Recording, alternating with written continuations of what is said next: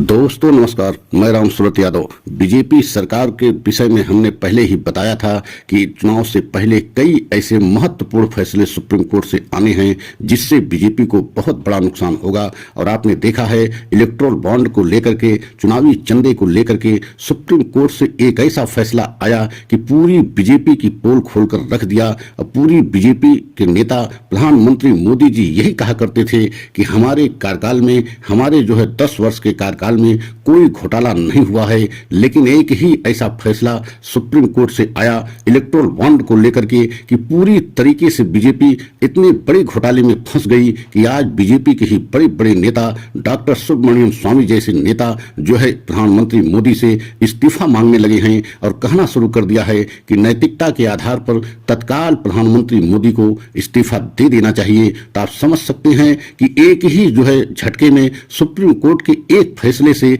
पूरी बीजेपी हिल गई और पूरी बीजेपी में भगदड़ मच गई है। अभी तो ये शुरुआत है कि डॉक्टर सुब्रमण्यम स्वामी ने आवाज उठाई है और उन्होंने अपने ट्वीट में, अपने इंटरव्यू में यह भी कहा है कि हमने तो शुरुआत किया है, कई ऐसे बड़े नेता हैं जो बगावत अब करने के लिए तैयार हैं, क्योंकि हमने पार्टी को बचाने के लिए ये मुहिम चला रखी है कि प्रधानमंत्री मोदी को तत्काल इस्तीफा दे देना चाहिए और प्रधानमंत्री के अलावा किसी और के अगुवाई में 2024 चुनाव में जाना चाहिए, नहीं तो पार्टी का बहुत बड़ा नुकसान होगा। तो आप समझ सकते हैं कि बीजेपी के लिए एक फैसले से पूरी तस्वीर बदल गई और 2024 चुनाव से पहले ये फैसला एक तरीके से बीजेपी के ऊपर और प्रधानमंत्री मोदी सरकार के ऊपर एक ऐसा घोटाला के दाग लगाती है जिससे प्रधानमंत्री हमेशा छाती चौड़ी करके यही कहते रहे कि हमारे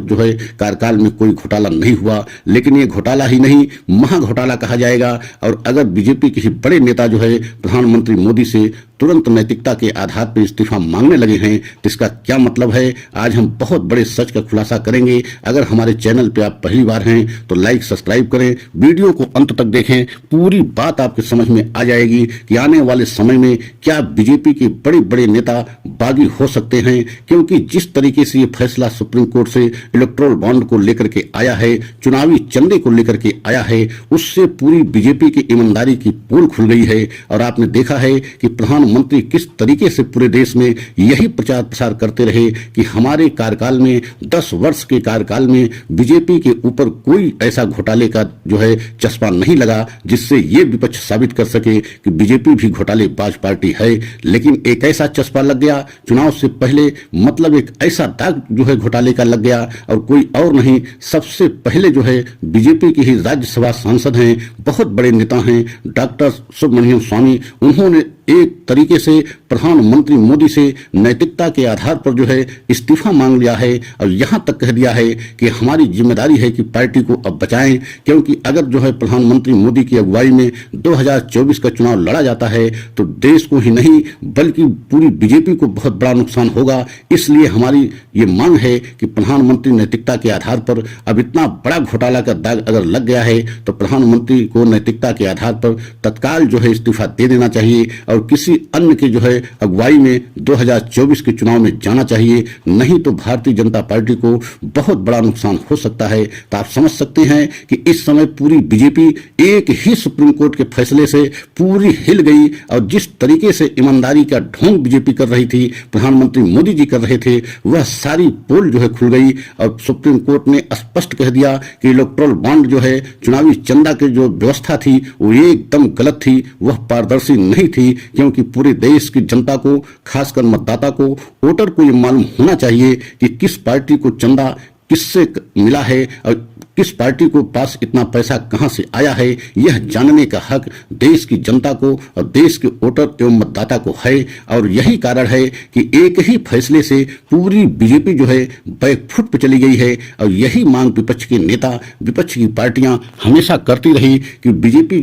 एक ऐसी व्यवस्था, एक ऐसा कानून अपने हिसाब से बना लिया है कि मन माफिक उद्योगपति, कुछ चुनिंदा उद्योगपति बीजेपी को बेतहाशा धन मुहैया करा रहे हैं जो इलेक्ट्रल बॉन्ड के माध्यम से दे रहे थे और किसी न किसी तरीके से उस पैसे के एवज में अपने हिसाब से कानून बनवाते या अपने पक्ष में सरकार से काम करवाते। यही आरोप विपक्ष हमेशा लगा रहा था, लेकिन इस बात को बीजेपी खारिज करती रही। लेकिन जब यह मामला कई याचिकाएं सुप्रीम कोर्ट में डाली गई और सुप्रीम कोर्ट में जब इस मामले को लेकर के सुनवाई हुई तो आप समझ सकते हैं कि फैसला जो है अब तक सुरक्षित रखा गया था और ये कयास लगाया जा रहा था कि फैसला हो सकता है चुनाव 2024 के बाद आए। लेकिन अचानक जो है जब ये फैसला 2024 चुनाव से पहले आ गया तो पूरी बीजेपी की एक तरीके से ईमानदारी की पोल खुल गई। और पोल ही नहीं खुल गई, विपक्ष के नेता की बात छोड़ दीजिए, विपक्ष की पार्टियों की बात छोड़ दीजिए, अगर सत्ता पक्ष के इतने बड़े नेता जो है प्रधानमंत्री मोदी से इस्तीफे तक की मांग कर दिए, तो इसका मतलब है कि कहीं न कहीं अब